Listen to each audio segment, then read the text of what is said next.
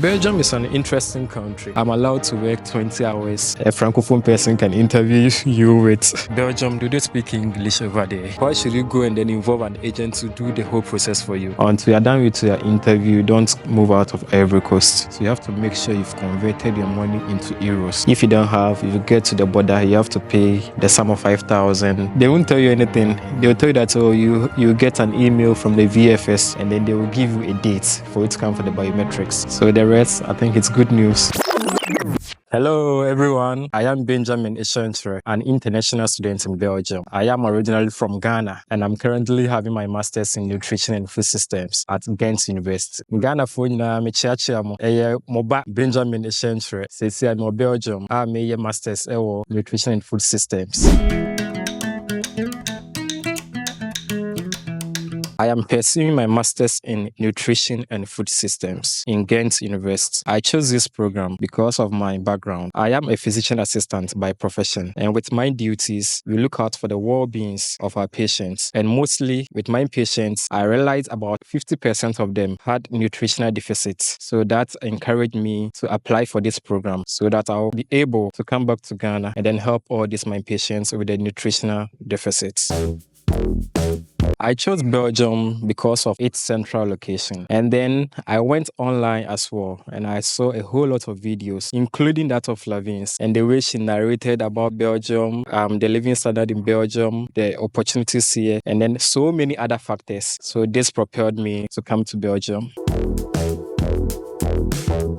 First of all, I went online and then searched all the public schools in Belgium. So I came across a whole lot, but Ghent University had to be my preferred choice. So I went to the website of Ghent University and then to the admission portal. So I followed all the guidelines and then I submitted my transcript, certificate, and then the letter of English proficiency. Mind you, my faculty, once you are from an English-speaking country, they don't demand any IELTS or TOEFL. But those of you going to the other departments, there's a need for you to either provide IELTS or TOEFL. So I applied this thing on the 5th of October 2023. So on the 26th of October, I had a feedback from my department that I have been nominated for admissions. However, I have to submit a legalized version of my transcript, English proficiency, and then my bachelor's certificate. So I did so. But first of all, before you legalize all these documents, you have to pass through the Ministry of Foreign Affairs,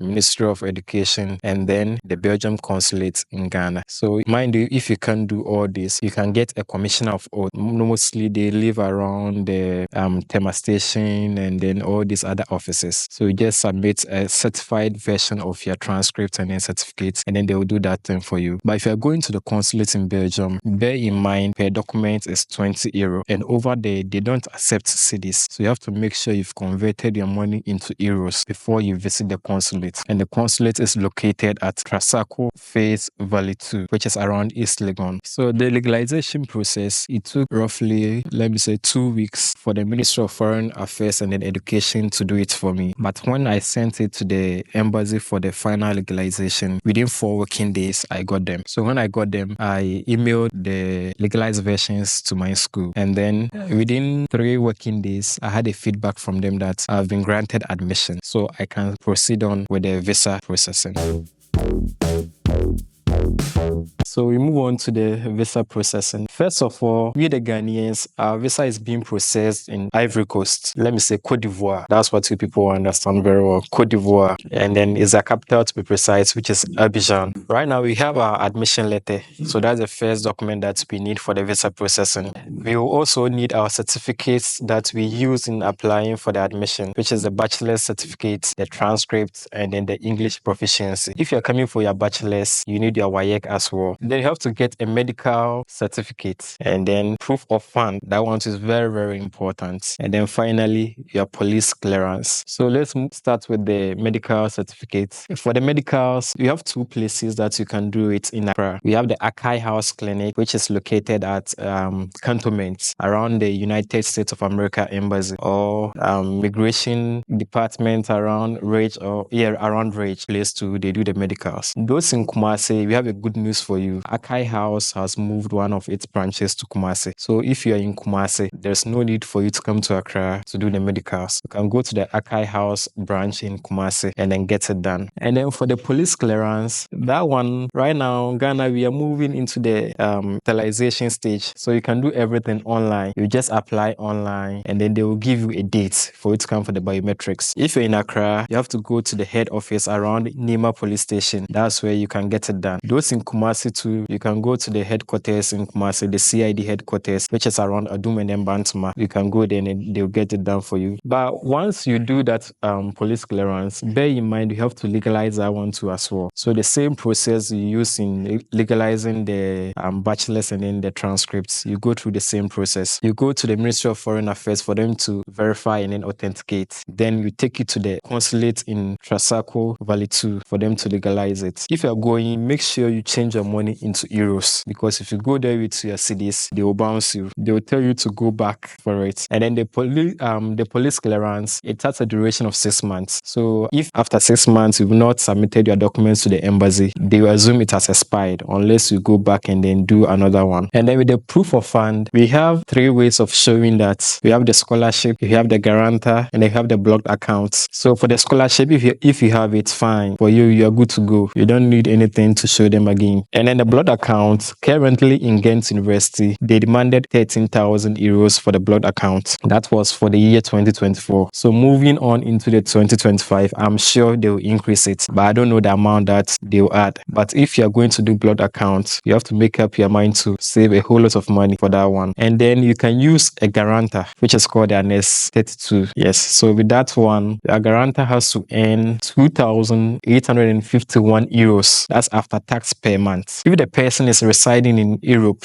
voila, you don't have any issue. If the person is living outside Europe, you have to show a proof of relation. And this proof of relation has to be a 3rd degree family member. So if the person is living in the USA, in Africa, in the Oceania, that's being Australia or whatever, you have to show a relation. And then that relation, that's up to 3rd degree. So being your father, mother, or maybe your siblings, and then maybe at most your uncle and then cousins. So aside those people, I'm not sure any other person will be able to guarantee on your behalf. But for those living in Europe, you don't have to show any means of relation. Whether you know them or not, they can still guarantee on your behalf. But bear in mind, the person has to earn 2,851 euros after tax per month. So once you've gathered all these documents, you have to book an appointment at the VFS in Abidjan. And then the appointment is around 4,000 CFA as at the time I was doing mine. But currently, I don't know the amount. I think they are the ones who facilitate the visa processing for the Belgian embassy in Ivory Coast. So as we've said already, before you go to Ivory Coast, make sure you've gathered your documents, which is the admission letter, your passport, your police report, that's legalized police report, your medicals, and then your guarantors, an S32 form, or either your scholarship or the blood account certificate. If you are planning on going to Ivory Coast, to make sure you have your yellow fever card and then the COVID vaccination card. If you don't have, if you get to the border, you have to pay the sum of 5,000 CFA before they will allow you to enter into Ivory Coast. And then I've forgotten about the visa form. So the visa registration form. So I think you have to fill in the forms yourself. And with that one, if you go to the VFS Global, they will direct you to a portal where you can fill in all these forms. And when you're going, you have to print out two copies with your passport picture, that one to 2 as well. So before you book the appointment with the VFS Global, they will demand for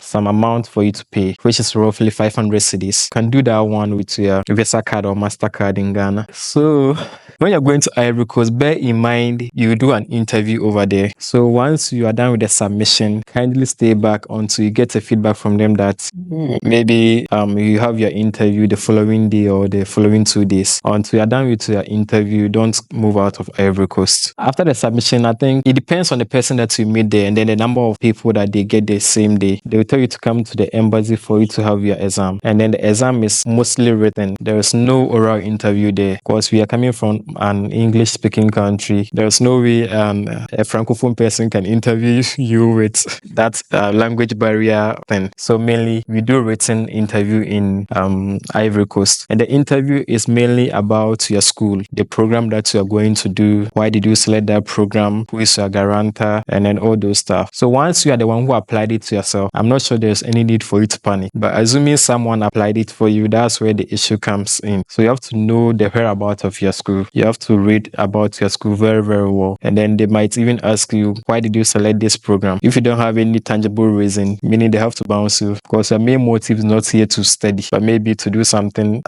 else. So when you are done with the interview, they will tell you to go back and then you hear from them. But the most interesting part with this Belgian visa processing is that when they tell you to go back to Ghana, they won't tell you anything. They'll tell you that, oh, you get an email from the VFS telling you that, oh, your visa has been processed, but it has been processed. Is it approved or refused? You don't know. You don't know anything about that one until you get your parcel and then you open your passport to see whether it has been granted or not. So me, for mine, I did the submission on the 26th of June, and then I had my interview on the 27th of June. On the 5th of July, I had an email that my application has been processed. So hopefully I'll hear from the VFS Global. Fast forward, 3 days after that email, the DHL called me that, oh, my parcel is in Ghana. So they will deliver it to me the following working day. So the rest, I think it's good news. I don't have to elaborate more on that one. It was all joy. Right now, I'm in Belgium, Ghent, offering my master's in nutrition and food systems. So Belgium is an interesting country. As I said earlier on, a country located in the heart of Europe. You have so many opportunities around, so many opportunities. And here, even if you're walking around, no one asks for your permit. Yeah, you have the right to roam around, do anything that you want. And as a student, I'm allowed to work 20 hours per week. You can choose to exceed the 20 hours at your own cost, assuming you're doing more than 20 hours, and then at the end of the year, you are there to renew your license, your resident card, and then they find out that, oh, you failed some courses. They will attribute the failed courses to the overwork that you are doing. So it's good you do the normal 20 hours. Yes. But in all, Belgium is a beautiful country and then an interesting country with a whole lot of opportunities. I will encourage people, if only you have the interest in coming abroad, I will advise you choose Belgium. Besides, there's no tax on student jobs. If you are working, you're allowed to take home all the money that you earn, unless you exceed that 20 hours you're allowed to work per week. In the whole year, you have 600 hours to work. So once you exceed that one, bear in mind there is tax on it, and then you can't avoid that one.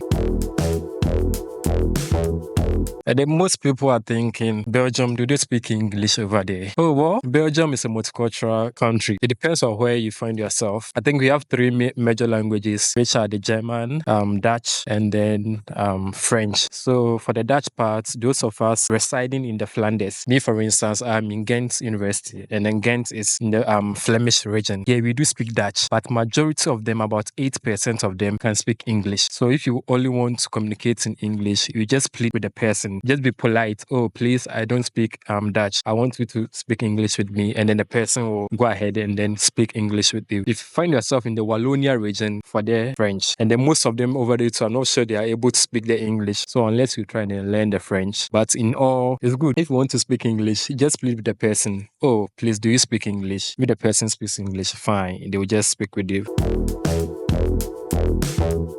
And then to my people, I'm a Ghanaian and I know how we are. Even if we can read, we don't want to read. There are some things we can do it on our own. But the issue is, oh, we want an agent to help us do this, do that. Come on, you've been to school, you've completed your bachelor's. There is something that you can read and then understand and then do it on your own. Why should you go and then involve an agent to do the whole process for you? That doesn't make sense. So it's better we start trying to read on our own and then trying to understand on our own. If anything you don't understand, fine. Meaning you've put in an effort and then you didn't understand. Like you didn't understand, sorry. So for that one, if someone else is helping you out, fine. But you can't tell me from 0 to 10, I should be the one to help you throughout. For that one, no. So it's better we try and then read on our own. And then if you are finding issues with something, then we just involve someone else.